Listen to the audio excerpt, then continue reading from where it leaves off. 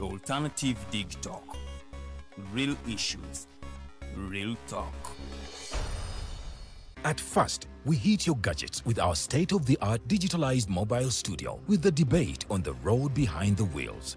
Later, we launched our magnificent studios located on Plot 1A, Sewagude Close, Lukulinanganda, Machindye, Kampala, where we bring to you our must-watch shows like The Mighty Drive, Monday to Friday, 8 a.m., Hotline, Mondays, 7 p.m. As for legal matters, Twins at Bar, Tuesdays, 11 a.m., Wednesdays, 6 p.m. is Afro-Caribbean Link, where we connect Africa with the Caribbean. Voltage on Thursdays, 7 p.m., featuring a youthful panel.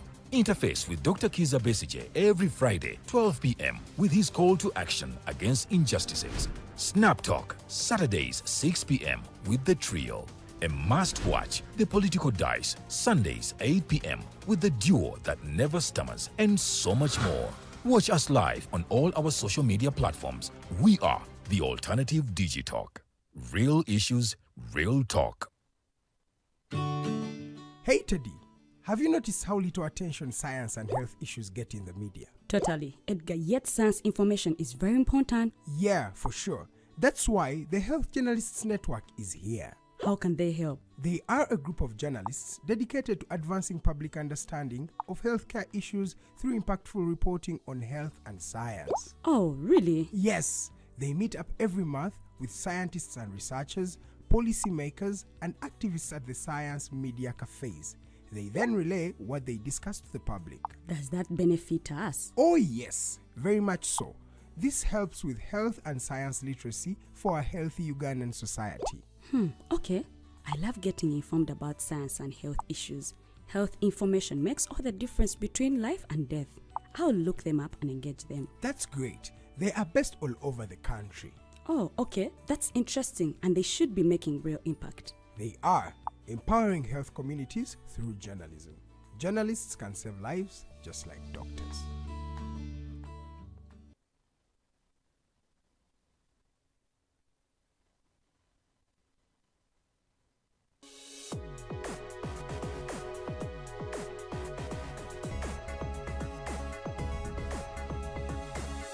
The Alternative Dig Talk. Real issues, real talk.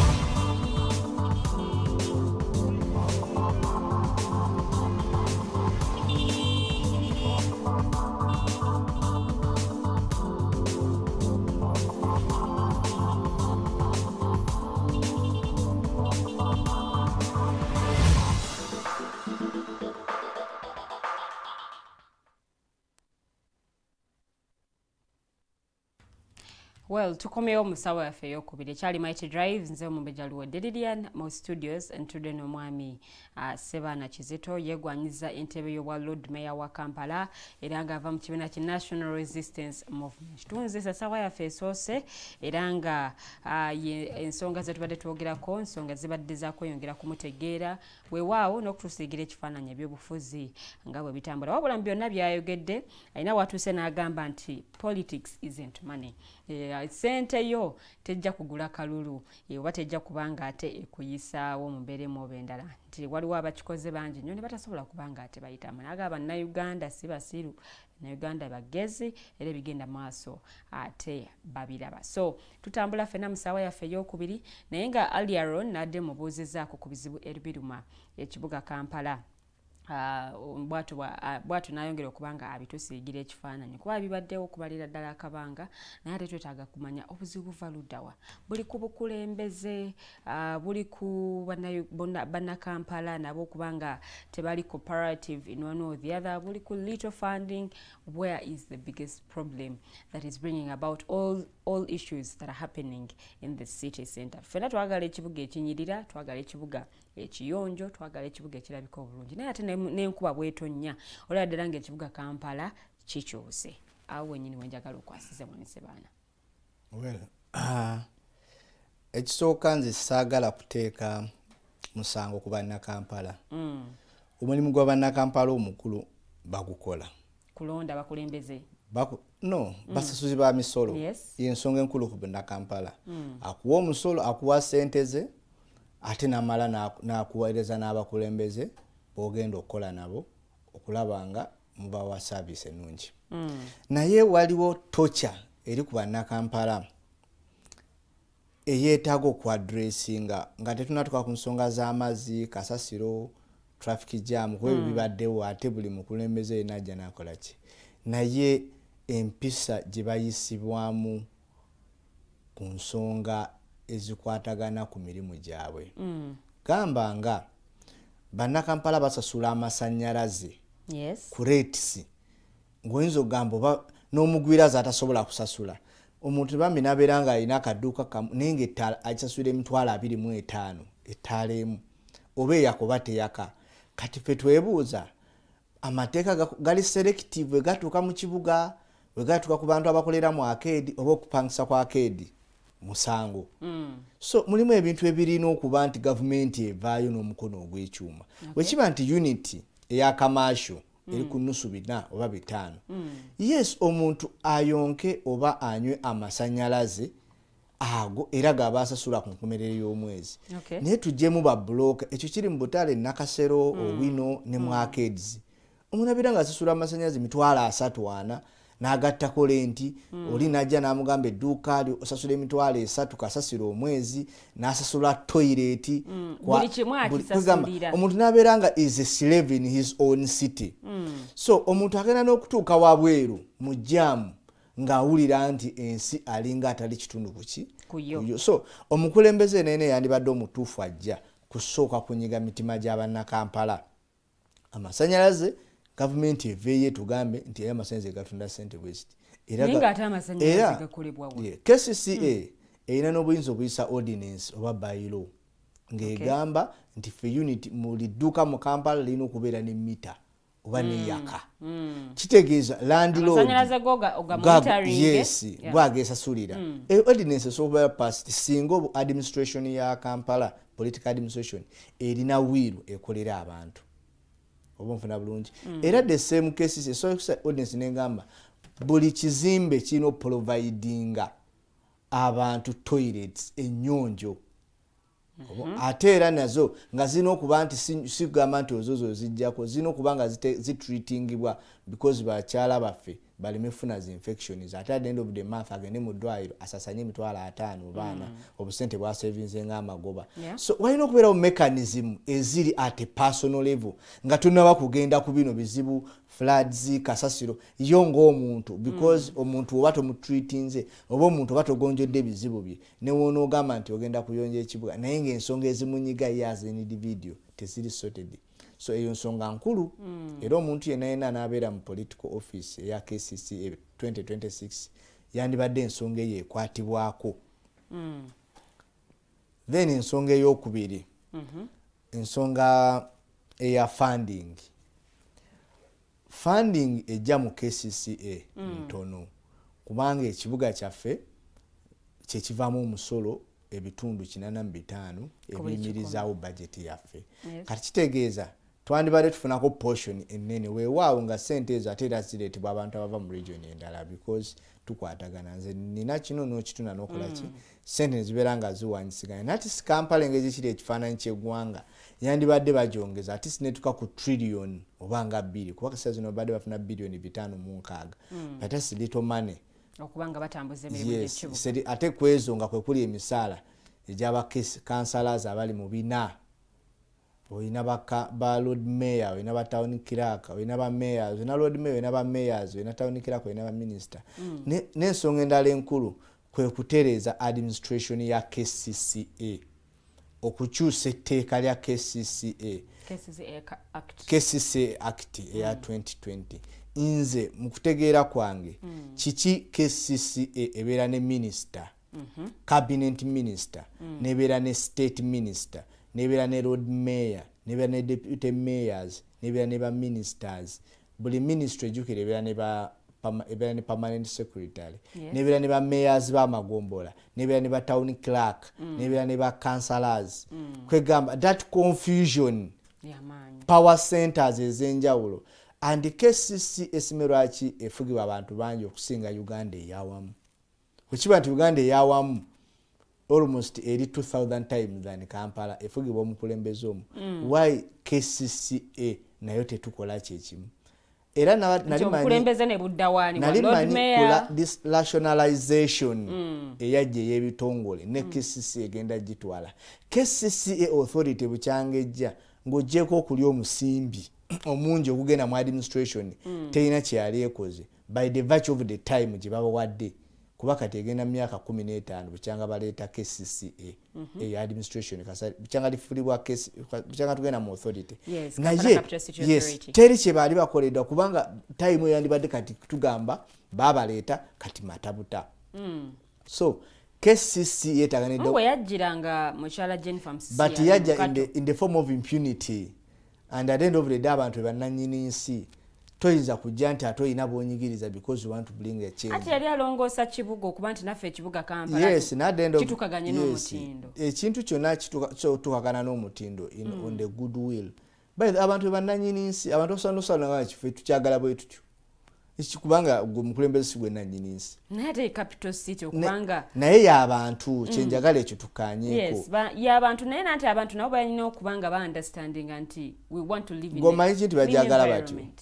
Nga boy choice yawe ninga siwe jatambula bwati ayita kungulu omanyi ebiseera singa obolo limukulembeze olina okumanya endowooza z'abantu n'endaba zaabwe ez'abantu bakulembeze bangi balina endowooza naye tesobola kukola ng'ate zikontradictinga n'ez'abaki kubanga ebintu byonna byolaba ebizze mu Kampala tebizze lunaku lumu bizze bibaawo bipayiringa fe wantu tuyina housing urban planning nti oba tugamba tuzimbira abantu amayumba toyinza kusotinga nsonga ya sewage ekyo kyo n'abalijja balitugamba toyinza kusotinga nsonga ya sewage na ya traffic nga tonnasotinga nsonga ya housing planning kubanga mu nsi endala gavumenti kubanga zima abantu babuye tebalina ssente esobola ogamba kanfuneyo baka tugezeyo banga Kibuli oba Najja Nankumbi ne bazimbako units mutwalo gumu kati ngenda ku example wogendanga eshangayo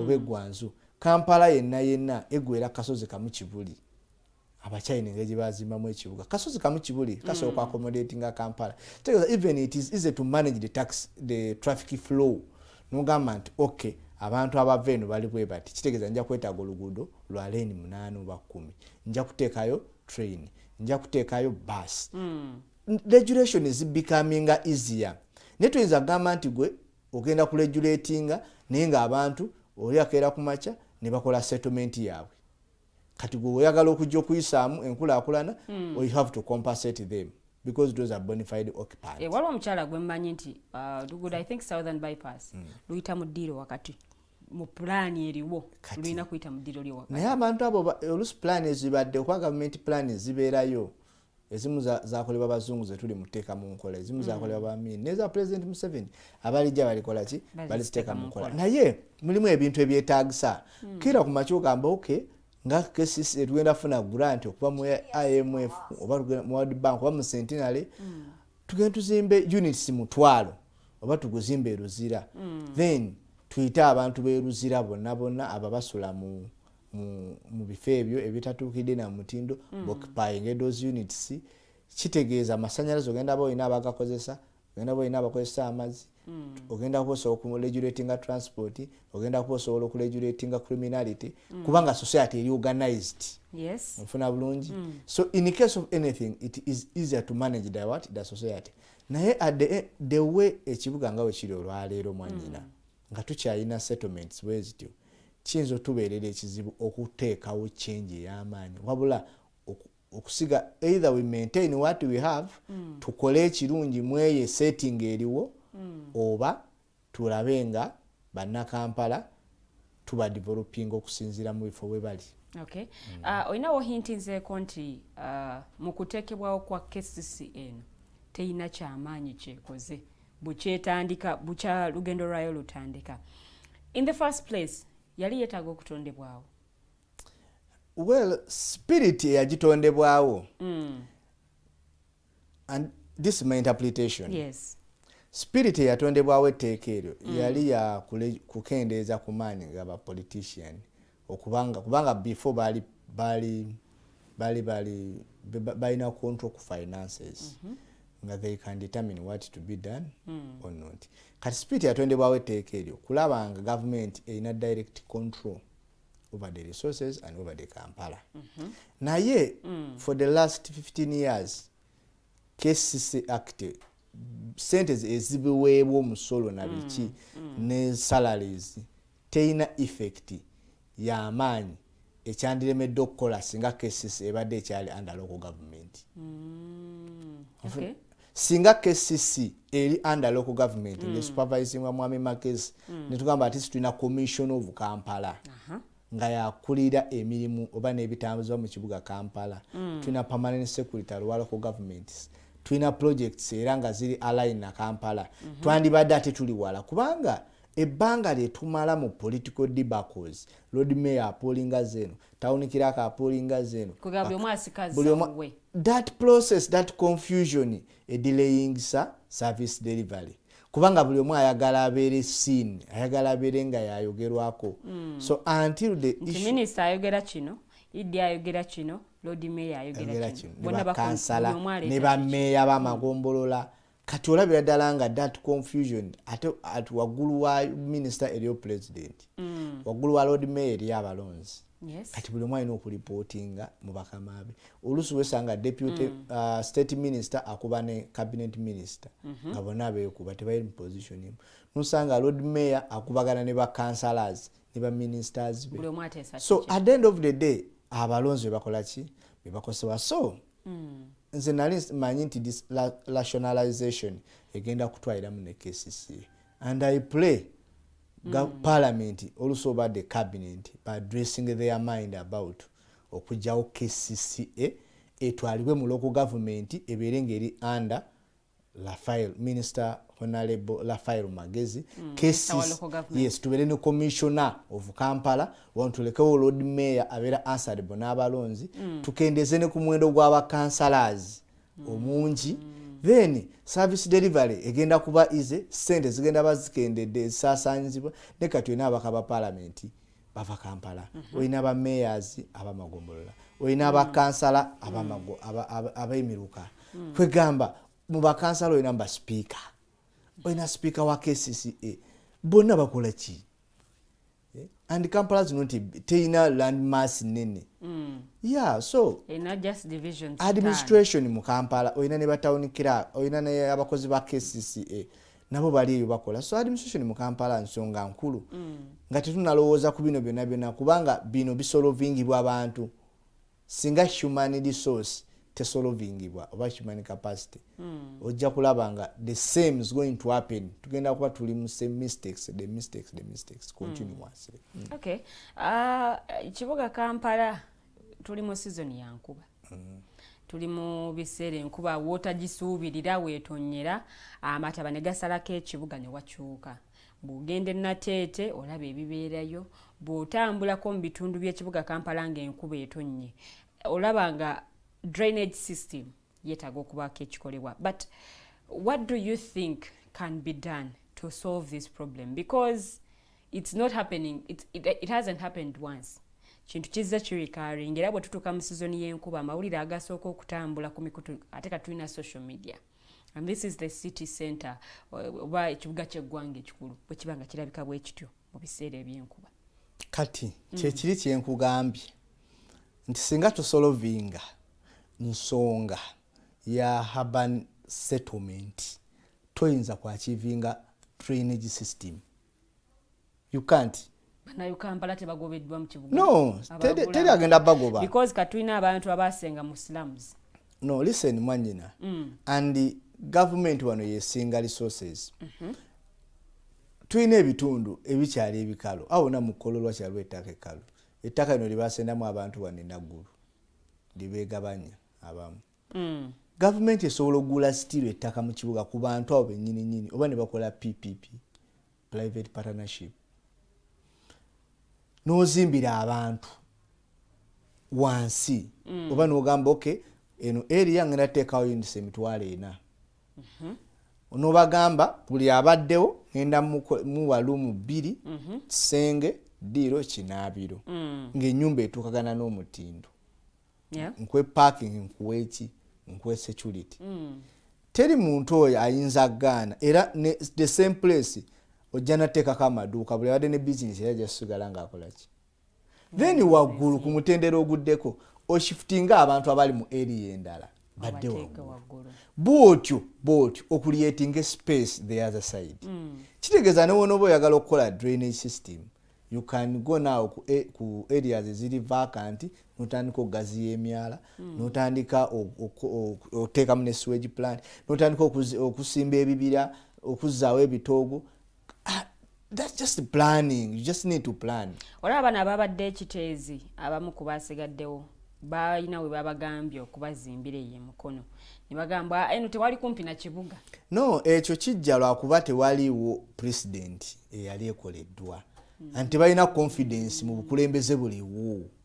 Teri muntu atagala kubeera walungi naye abantu kasaba luzinga trust mu administration y'ekibuga eriwo n'ekyono bagamba kigenda kuba teri muntu agala fiirwa bulamu bwe singa abantu b'ekiteeza abo leeta asashumu babagambye okay government eri mu kuzimba nnyumba gayaza mu myezi 3 ziwedde kubanga okuzimba kati companies nez'abazungu already ebisenge bipeerawo 2 bapanga bupanzi kati kweyo emergency you can send mu mwezi umwe nyumba zantu zogenda bazikoze eki abantu ne balabako nti bannaye abali ekiteezi bayina amayumba gaabwe malungi era n'okkiriza abantu ne bagenda ne bavisitingayo ne balaba abantu basula bulungi compared we bali because teri muntu atagala walungi bayina amasanyalaze bayina amazzi gali mu nyumba zaabwe basobola okukozesa gaasi basobola okukola ki kati ekiwo kyakivinga kitegeeza ne wona olese project ndala it will be adopted easily n'abantu bagenda kukola ki naye issue ya drainage abantu bajja omanye abantu bayinza okujja ne bagisiiga akazigo the settlement issue ino kubanga yisoso kubeera solved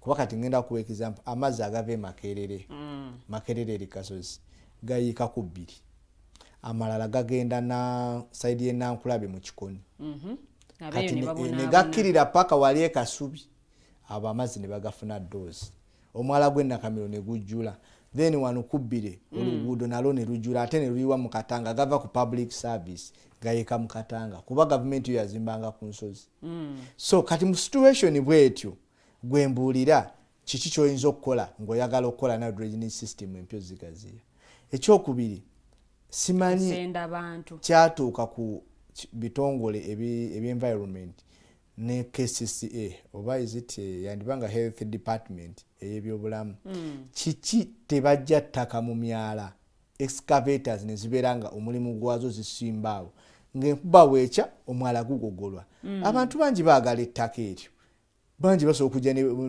osobola nofuna kampani oba ekibangiriza woyiwa ettaka eryo eryetuddwa mukoka nogenda n'oliyiwa ate siru n'olitunda era abantu ne bajja ne bakola ki emyala ne gibeeranga nagyo ne kati emyala egisinga giziba na mu biseera byakyeya si nkuba olw'akasasiro asuulibwamu enkuba egenda okutuuka ng'amazzi tegalina gakola ki ne gafuladi nga bufuladi waganya okunenya Munna Kampala naye awo Munna Kampala si waanenyezebwa because okuuma ekibuga nga kiyonjo it's a collective responsibility baba banga abalongoosa ekibuga kino bazze ne bagogola emyala because I've seen them several times nga balongoosa ne bajja ne bagogola emyala wayita ennaku ntono nnyo nga 2-3 nga we bagogodde kasasiro akubyeko bw'ati obucupa bufuuse obucupa kati njagala kubuuzaamu ekintu kimu walolabeyo KCCA oba department ngeze to sensitize people about that no bo bajja ne balongoosa singa kese egamba okay kati tutaddewo budget bweti tugenda kusomesa abantu ku nkozesa y'akasasiro kwegamba at the end of the day abantu balina obeera nga bali sensitized abantu tebamanyi buli kimu ebiseera singa obeera mukulembeze olina okumanya nti nze engeri gye ndaba ebintu benkulembera so babiraba genda osomesa abantu bagamba naye kasasiro bamukozese bati oba otereka kasasiro akaveera k'emmere kaawule n'ebigoye kaawule n'ak'enfuufu obeere n'obuveera 3 yes oba obeere ne bubaketi 3 kwegamba n'ekimotoka kya kasasiro kiba kize ekya nabugabo kigenda kuba olukimanyi nti these are food residues, these are cotton material, plastic material, oba wood material, oba metallic. Mmere ye yafiseewo ye yawuddwa nayo. Oba nfuna bulungi. So kitegeeza ekyo nekijja with sensitization, you sensitize people. Abantu babeera sensitized, omuntu yenna yenna amanya ng'afunye information, tamanya lwakuba tomugambye. It takes time to discover information by yourself, which means you need a lot of money, you have to go to school. And how many people have that capacity? Few. Kati ekyo nakyo kikulu, waliwo weakness ya sensitization. Somesa abantu nti bannaye temusuula bintu mu kasasiro. Timune oba oli ku boda tokanyuga kikongolero. Timune oba ovuga emmotoka toyisa bikuta mu mmotoka.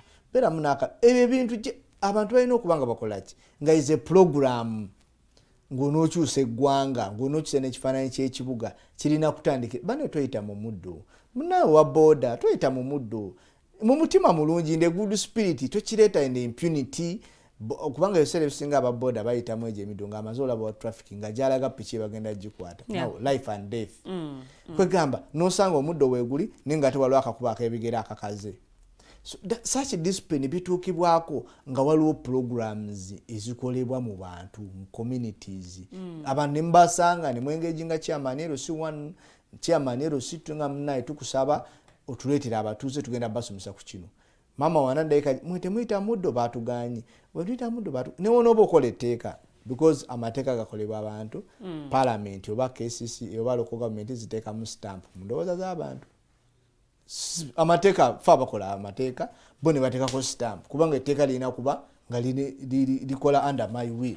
Era wonooleeta etteeka nga terinkolera nja ddimenya oba sijja ddi wa kitiibwa. Kati n'ekyo kina kijja with community engagement. Even ne Kampala kye twetaaga. We need to sensitize our people about ku issue ya kasasiro obutamusuulasuula. Naye kiri ekya drainage we need to solve the issue of settlement. Abantu okubazimbira amayumba ne basasula myaka 3 ng'ekiri mu bazungu. Tuleme kugendayo bugenzi oba kukola ki ku benchmarking. Wano oli ayagala abe ne bwabeera n'abiri ku abiri nga geego tagambwa kuba gali mu lutobazi oba tekali mu lutobazi yeeyo. Enanti ebyo bwetonya ebyo nabisobola okwachievingibwa abantu basofuna okumanya obanyonyola ate nobaterawo ne plan B. Omuntu n'aba asula bombo naye nga mayimu dakika 10 ngenda ba Kampala amakubo malungi nga olaba Entebbe teyafuuka kati just 10 minutes to Kampala. Okuva Entebbe paka bweyogerere oba paka Namboole wetaaga dakika 15 because of express. Kuba Entebbe Busega walina ogenda Namboole. So abantu ebintu biba nenga olugendo luwanvu nga edda okuva Entebbe paka Mukono walinga wawanvu ne kati dakika 15 otuula mu kkubo. Ensonga y'enguudo eno nayo nkulu nga bannakampala bagyemulugunya kundooza oba ojjukira MCO exhibitions ezaakolebwa ku mukuto gwa X yali involving enguudo mu kibuga Kampala nga bwe ziyimiridde abalala nga bagala nayo oluguudo kinnya ekiriwo osobola n'okusimbamu ebitooke. I think yali 6th Street oba 5th Street we twayita nakati nga ekinnya kinene bwe kiti tosobola nakutambula bulungi. Nze ebimu kwe nalinze mpolopozinga kuba Kampala ina balandi roads ne abasingamu ettaka Kingdom ya Buganda bonna kwe kuli abambeja n'abalangira abannamasole bonna Kingdom ya Buganda ne kubeerako ne government n'abantu sekinoomu. Naye problem ekikwatagana ku nguudo there is land issue, government owning attaka. And at times compensation ebeera even more higher than constructing a road. Abantu bokulirira ettaka lye bali in the process of kati in that due process kati olusoyinza okuba nti bafuna na loan okugaziya ettaka eryo okugaziya oluguudo olwo but era still someone can go to court n'agamba I'm not satisfied with the amount of money being compensated n'afuna ne court order eyimiriza process ya constructing that road. So issue ya okugaziya enguudo oba ya traffic awo nawo wegira nti government teyina ttaka abayina ettaka ate baagala sente nyingi to be compensated. kati newesanga there is a problem now for that echa traffic government yeno okukola kwe kulaba nga egaziya enguudo zino eziri wabweru wa kibuga kubanga traffic flow tatandikira Kampala aliikirizibwa buliikirizibwa nga olaba enguudo zidde Entebbe nti kati traffic lw'Entebbe yakendeera kikole ku Mukono kikole ku Luweero kasabera ng'enguudo zitambula eri wano mu kibuga jamu ajja kola ki jamu ali ekawempa yes nante era akaguudo actually fuluma okuva Kawempe paka Matugga kituufu kati ate solution ejja kukolebwa singa oluguudo lw'Egayaaza Matugga luggwa luno lubeekira kwanda bajja babakola ki babulanchingira kati singa enguudo ezikolebwa ate nga nnene jamu ali nansa naawe wotuukire wakisonga okooyi kati n'ekirala Kampala erina kilometers 2,100 kilometers 5,600 oba kati ziweze 5,700 zezirina kolansi kitegeeza almost kilometers 1,400 wakati wa 1,400 ne 1,500 sinkole kolansi zikole abantu batange okwesaaga amakubo ag'omunda bonna baleme kubeera ku main road kubanga enguudo zaffe ziri interconnected singa emmotoka efuna problem mu junction emu kisobola okukosa like enguudo nga 6 oba kitegeera bulungi kati that can be solved singa enguudo ezo ez'omunda zikola ki zikolebwa kubanga ngenda kwekeza mbala oluguudo lwe bayita Muteesa 1 oluva Nankulabe paka ku Fufa House paka Mengu awo nga ku Fufa House yes kati we banaalukola ne luggwa kubanga luli mu process eggwa kitegeeza lugenda kukendeeza jam abadde ku Balintuma Kodi Kampala kitegeeza omuntu eri kimuza Kodi Kampala ngoba agenda Nateete ajja kubadda buzi wano ku bitaala bya Bakuli wanaasale ne Nankulabe akube oba aleme kudde no kwakati enguudo wozikola zikendeeza jam wadde enguudo zaffe enfunda yes we have to agree we have to consent nti zigaziya kiyinza oba tekisoboka at this moment ddala kubanga ensi gy'ekomokula ne price ya land egenda yeeyongera kyotakoze leero ku ttaka tosobola nti onokikola myaka 10 kuba ettaka kyekintu ekyongera ekidabolinga prices kyongera ku value day by day so tukoleze enguudo zeyali plan at least tubeere nga tulina kilometers nga 1500 enkole mu kibuga Kampala nate enguudo ezimu ziddaabirizibwa misana rush hour people going for work bagenda otuuka nti ate wano waliwo diversion bakyakola luguudo kati ekyo tekiba permanent then jam n'alyoka akwata ekyo tekiba permanent kiringa muntu nti alwadde era waawona life edamu kati kikyo enguudo zikola emisana and also kidetermininga ku contract eyakolebwa between the KCCA ne bacontractors kubanga gwe contractor olina making sure nti you feel what your boss has told you.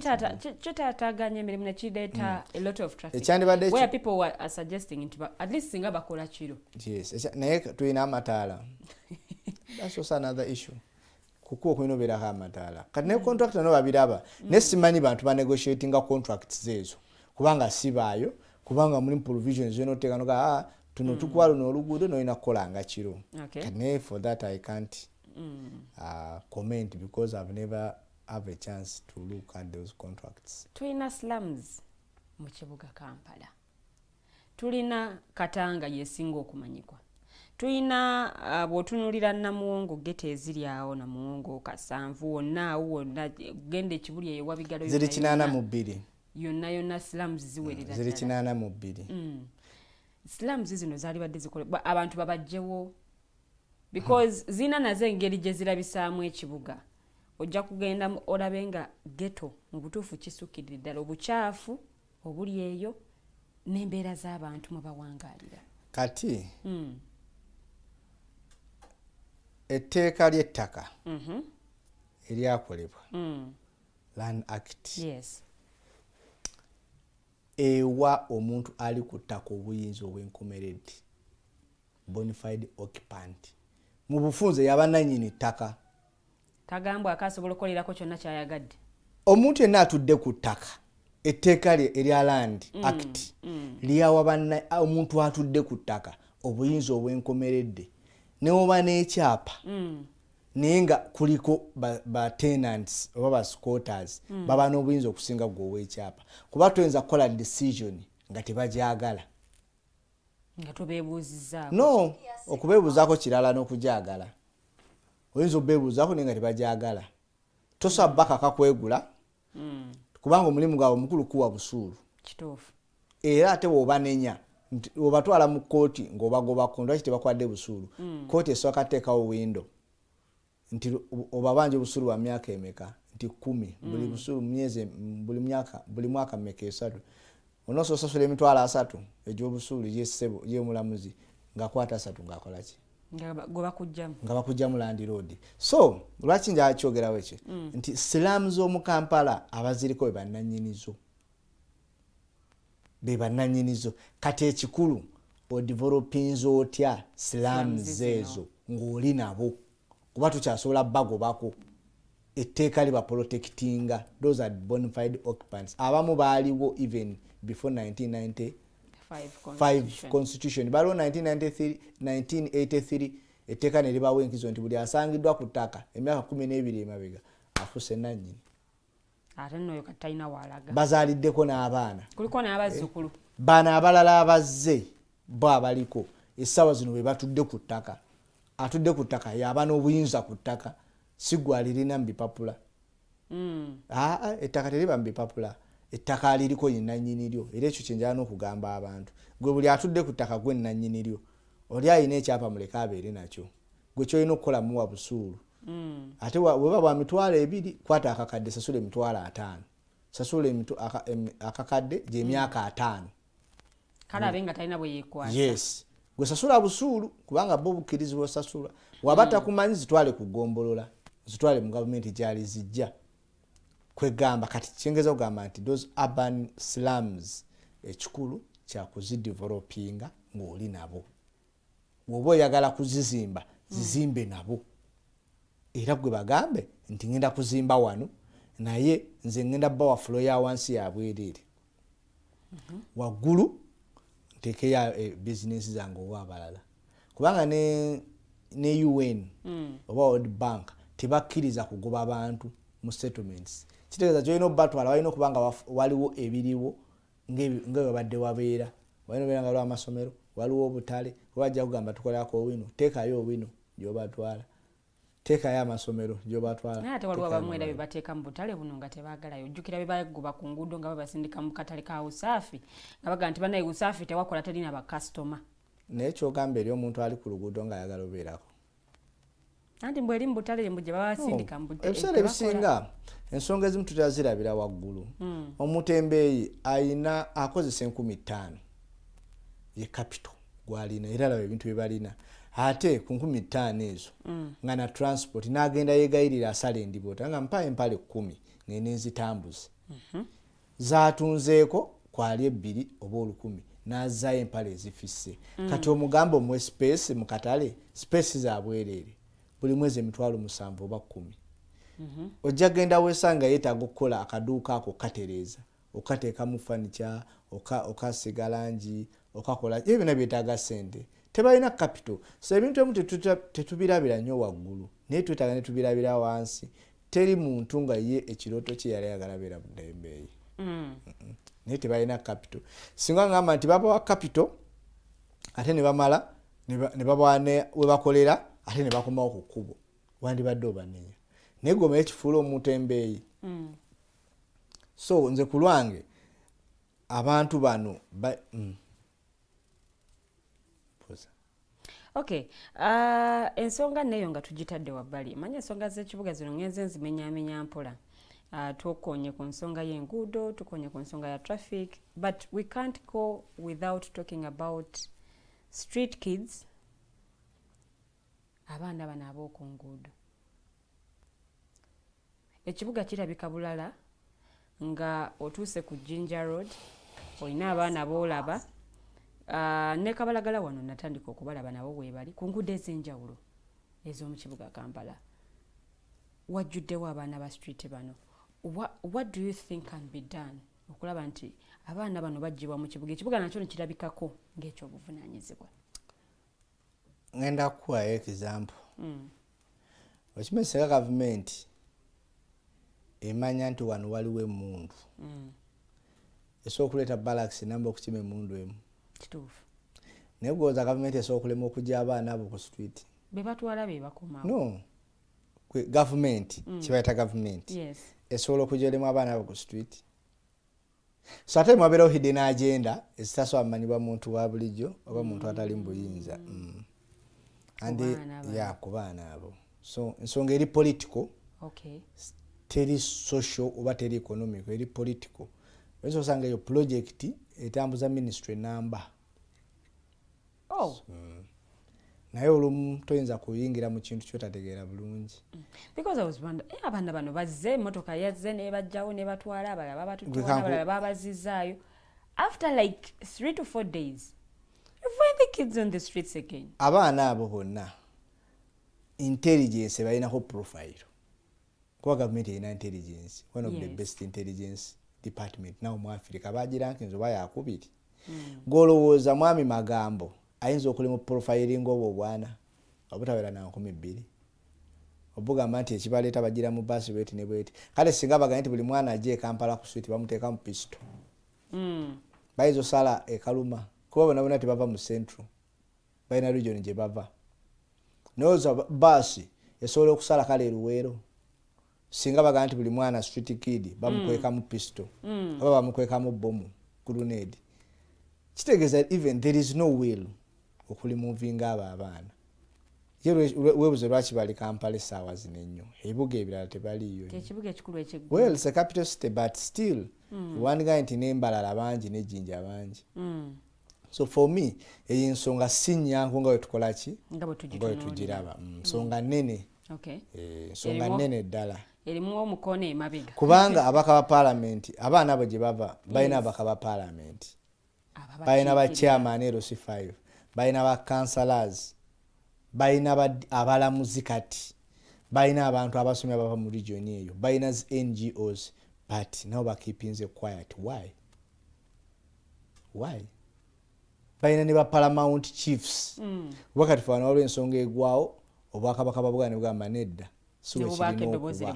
yes abaana ffe tebalina bayisa batyo same applies ne mu regions endala lwaki omwana afa omuyisa booti ffe afa abaana tugambye kino nego lwaki oza nabo baasirika nga balaba abaana baabwe kyekifaananyi kyekiraga ekifaananyi wagye bava.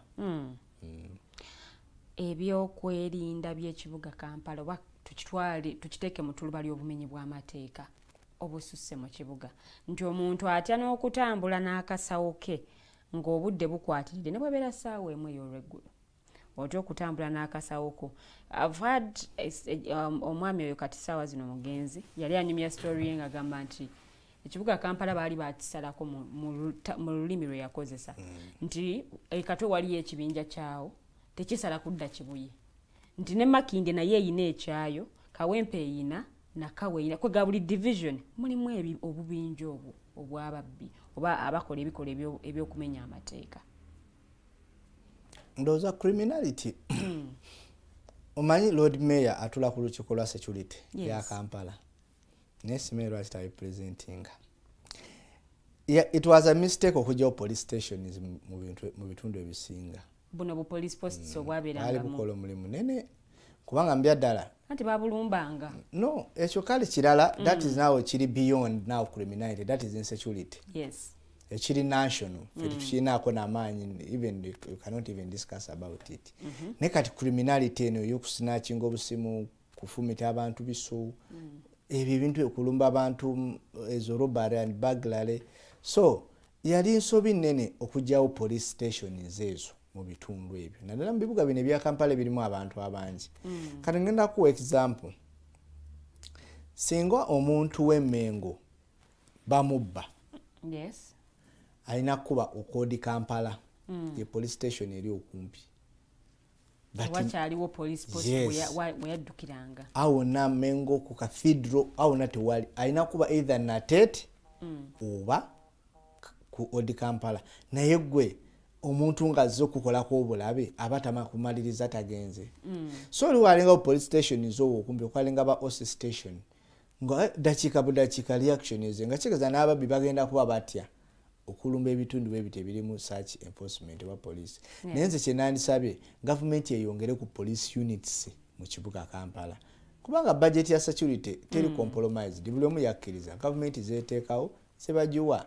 So olw'obulungi bw'ekibuga Bannakampala kuba kati Bannakampala basinga tebatambula na kiro kuba pavers wala pavers au ku northern bypass bypass no boy ne motoka ate by the omuntu mwangu okuba ewe motoka oba otudde mu motoka wesibye n'omusipi ne bakutega ekiti mu maaso najja ku lujja nga aleta buli kyolina osibye omusipi ogenda kwebwa na kooti tasobola oba mfunye bulungi so nze ku lwange ekyandibadde ekikulu ku increasing a number ya police stations ate era n'okwongera mu intelligence amaanyi intelligence ebeerenga ku ttaka kweri ebigambe nti wano waliwo ono babbi balema ate kukwata abaana bali innocent ate baleka abamenyi b'amateeka wabweru kuba some operation ezikolebwa ne bakwata abali innocent ne baleka abamenyi b'amateeka so ne intelligence ebeere strengthen mu kibuga basobola okukwata abamenyi b'amateeka mu ebyo ebitundu kuba mulimu n'abantu abatali bamenyi b'amateeka ate nga beeyisa bulungi ate nga babeeramu ebitundu abo ne battattanya erinnya lyabo abantu abakola ki ababeeramu ebyo ebitundu so intelligence ne increasing the number of police stations yandibadde ng'esobola okumitigatinga challenge ya criminality mu kibuga Kampala. Okay.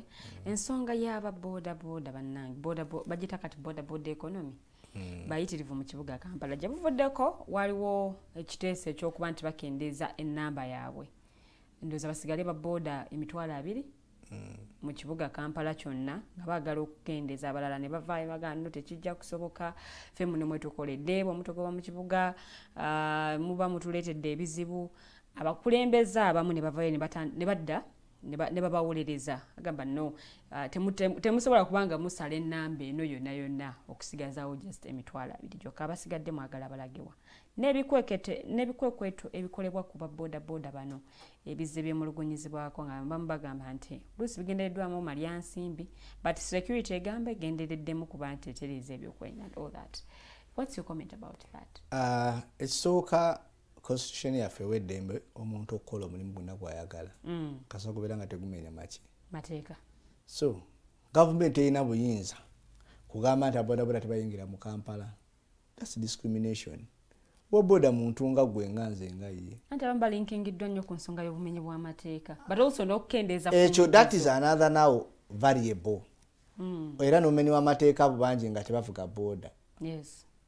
Ate boda twawule piki n'omulimu gwa boda eri abakozesa piki okumenya okukola obumenyi bw'amateeka nga tebavuga mulimu gwa boda tebali mu mulimu nga gwo. So nze kyesaagala kwe kugamba nti ennamba bwete egyoyingira mu kibuga teri gavumenti erina buyinza obwo bannansi be bannannyini kibuga.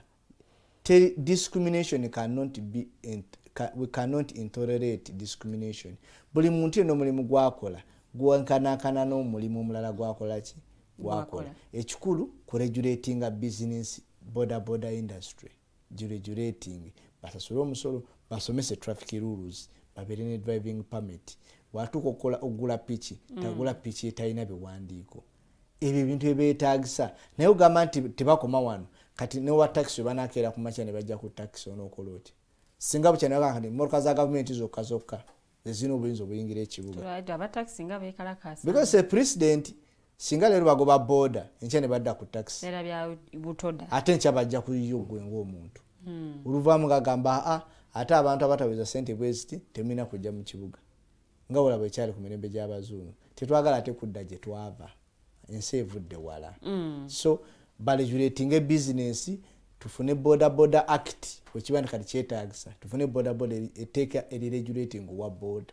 tubajje mu traffic act tumente boda alina ofuna license alina okusomesebwa alina okukola wati kino bwekiti ne bwekiti bwe tunakyakivinga then awo kyangu kyakubanenya nti bamenya emateeka ababba abakola ki naye nowa boda abeere nga alina oba uniform oba number plates ebeere nga erina tracker nga digital zibagenda okuleeta digital number plates. Yes.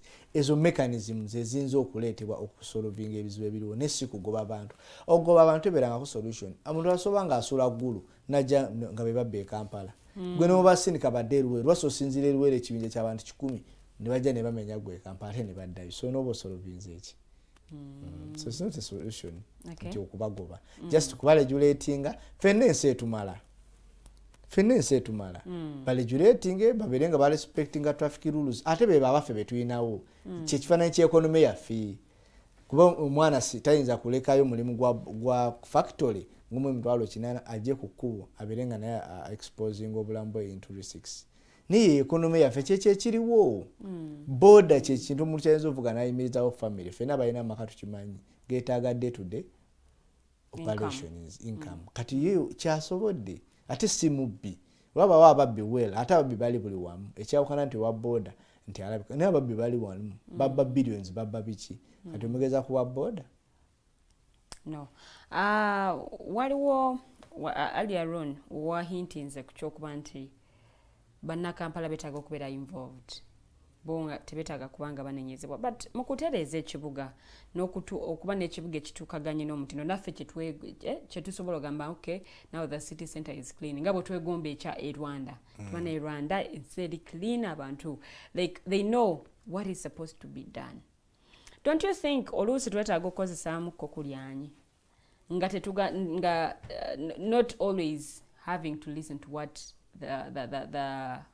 the people in the city center saying because wagama tutereza kibuga tugoba abasuubuzi abakolera ku makubo ate abamu ne baba no tekijja kusoboka nenga teffe twagala ekibuga ekiyonjo oba ekirungi nani kalolaba ekitabo ky'emisango kibayita penal code kirina buli musango buli kiraga buli kibonezo kyolina ofuna ng'omenya etteeka yes kati kitegeeza tulina okukolawo okay tuyinza obutagenda ku penal code ne tuleetako ordinance nga omuntu singa asuula ebisasiro mukuba era abeera punish era byonna bwebiri naye at the end of the day nze sinagambye sensitization is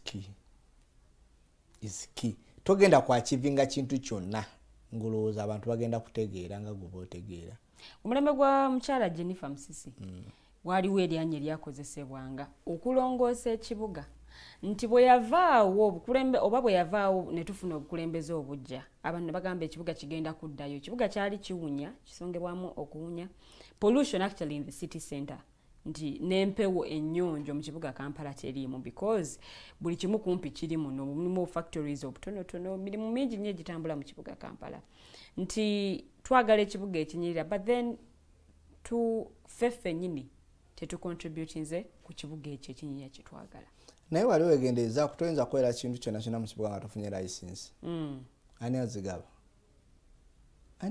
ani approving ezo plans zineza petrol station eziri door to door kati wala emotoka yagwa ekigogwa recently yagwa kumpi ne petrol station singa petrol station yayabika singa nga Kampala wali essaawa zino ekimotoka ky'amafuta kigwa kwa petrol station ziri kumukumu kati wano mu kibuga Kampala abantu baha ekyali olaba millions and millions of people because enju ziri bwezi yes omuntu asula wano naye emabega ngeri petrol station what if anything happens asosanya obulambu bw'abantu banna Kampala buli ku risk anytime petrol station isobola okwabika kubanga emusinga eyabika esobola okusaanyaawo endala so naye cases approving plans ezo ate buli mwaka yekima license kuba tuyinza kubana business mu Kampala nga tusasula license ya annual era ne wanu wekiri kati gwe ojotya ku muntu license ng'omanyi omulimu gwakola mubi obanga kyakola kiri mu meni w'amateeka abantu ebizimbe biri mu kkubo tebirina parking nsobola kyola abantu baparkinga ku makubo kati gweyagala abantu bakoleki olumu oyinza onnenya abantu bati gwotaddewo ki waliwo public parking nti kale nze bannakampala mbaddiza nti wetuna omuntu anaaba ali e Kampala agenda parkinga wali ate muteereddeo ne security kale wali motoka 10 ekinasooka kijjafunangawo ekiparkinga n'omuserikale wali motoka zaabwe zigenda ba safe ekawempe gyekiri erubaga gyekiri emakindi gyekiri naawe ddiza ku bantu kati kyangu nnyo newogamba nti singa nsanga ng'otikkira ku kkubo oba ng'opakingira ku kkubo oba ng'opakinze ku kkubo motoka ngenda gikira mpinga osasula akakadde ojja kuddiza tejja kuba impunity because there is a solution gyewateekawo but gwe tutaddeewo solution nze njagala oŋŋambe nti waliwo dustbin oba Mr. Bean ku nguudo za Kampala zimwasanjala nti wenaatuuka ebbanda buli abadde alina kasasiro mmotoka mugye mu mudampinge mu Mr. Bean oba olugogo ku masho oba ku traffic lights ezo ez'amaanyi wano mu biseera byannamu baateekanga dustbin okitegeera nakka tebiriiwo naye ng'era bannakampala omusanga aganyosula munda ng'asudde wansi no ekyo tebuyinza kubulamu era ne tubeera waka waffe and I'm not defending people but walina okubeerawo ne mechanism eziri attractive nga nti ba Mr. Bean buli woyita osulamu ki olaba ogene Netherland omwana wasula ekicupa mu Mr Bean kimuwayo ka coin ka senti because it's a culture gwe tokola ki gwe tomuwa coin naye gwe biteekewo nga bingi ng'omuntu asokola ki omuntu abule we yeekwasa n'oba okwata omuntu oyo bamugamba nena yakyokoze si kiki si kirungi. Okay. Tubadde n'ensonga y'abasuubuzi okwekalakaasa nga abamu beekalakaasa nkola yali ya IFRIS naye tetujja gigendamu nnyo. Let's look at the taxes. Nti ekibuga Kampala omuntu ne bw'oba oyagala okukoleramu emisolo gyokka gikugoba.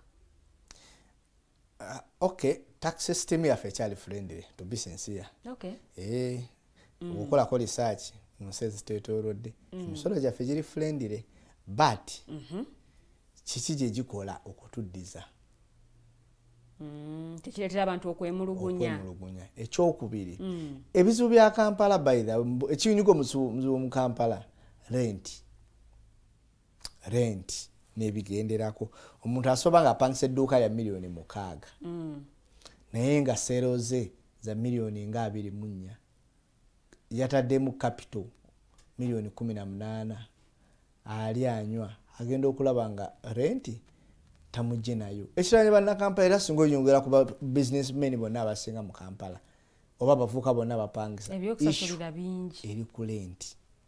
Osasulira rent, osasulira parking, nosasulira toilet, kasasiro yeye nyinyi trading license beno ino business osoba nga okola nenga renti omufuna nenga gokolerera okumala emyaka 5 oyogera nabagamba naye singa ate mu process eyo babagirako gamba nga toilet gamba nga masanyalaze ne transport yose naberanga naye ali fair kubanga okola kwa bulikanako naberanga kuba kati abantu omuntu katugeze waba asula obanga kibuli oba asulanga najja na 10 olunako aba asobanga kwesa omutwalo okuva paka Kampala kuba olusi balinya boda yentambula enyangu tax etambula mpola ate kwatibwa jam so gola ebizibu bino biri connected wota solvinga kino ne kino kikuba kino wota solvinga kino kikuba kino until tusoze no solvinga ebyo ebizibu ne bino ebirala bino bigenda kuba insolved. Okay, tugenda kubanga ate weewaawo program yaffe tugiwunzikira wano but before we close oyinayo comment yonna ku nsonga za kiteezi we zakwatibwamu ne process we yatambula? Ekisookera ddala nsooka okusaasira abantu abafiira obulamu ekiteezi era bwali bulagajjavu bwa kibuga Kampala bw'abakulembeze betuwa ssente zaffe okulaba nga balaba bye tutalaba okulaba nga bateekwa obudde ku nsonga zaffe ffe tusobole okuteeka ku budde ffe tuteeke obudde mu bivaamu ssente zetukolaki zetubawa naye nze mbasaasira aba families ezaaluzinga abantu baabwe ate ne mbasaba Mukama abagumye then n'ekirala etteeka lyongera okuluma buli muntu yenna eyali omulagajjavu ku nsonga y'ekiteezi. Okay, obubaka bwo obusiibula oba obuhintinga ku ekyo kitayogeddeeko nga kyekimu ku ebyo ebiri mu kibuga Kampala oba ebiyinza okuleetera enkyukakyuka mu kibuga kino?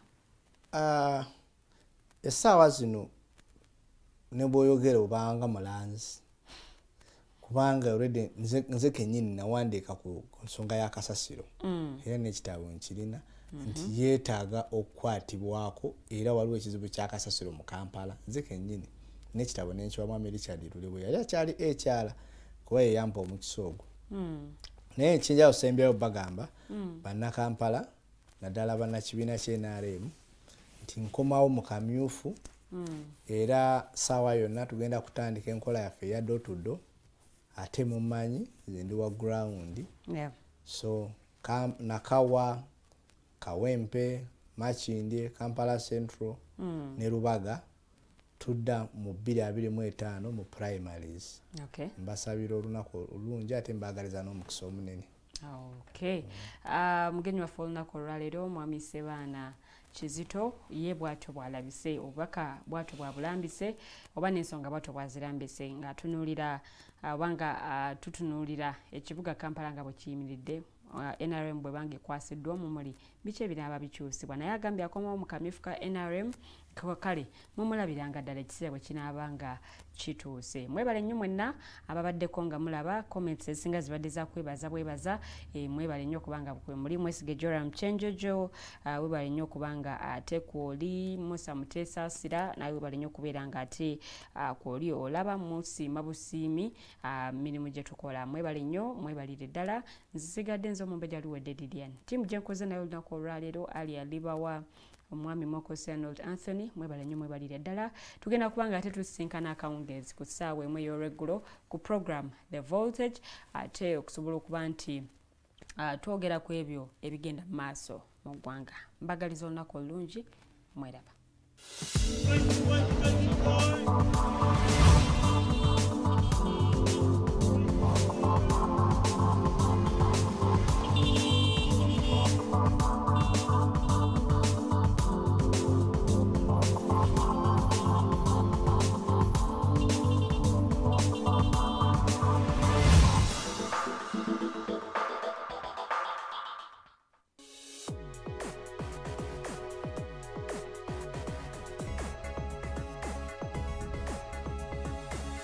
The Alternative Dig Talk. Real issues, real talk.